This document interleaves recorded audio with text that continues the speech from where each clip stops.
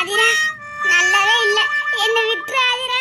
ஐயா அத்தை நல்லாதான் தான் இருக்குது, மச்சான கூப்பிடுங்க. எனக்கு என்னமோ இது சரிப்பட்டு வராத மாதிரியே தோணுது. எதுக்கும் காஸ்டியூமை மாத்தி பார்க்கட்டா? சரி, உங்களுக்கு இது பிடிக்கலன்னு நினைக்கிறேன். சரி இருங்க, நான் காஸ்டியூமை மாத்தி விடுதேன்.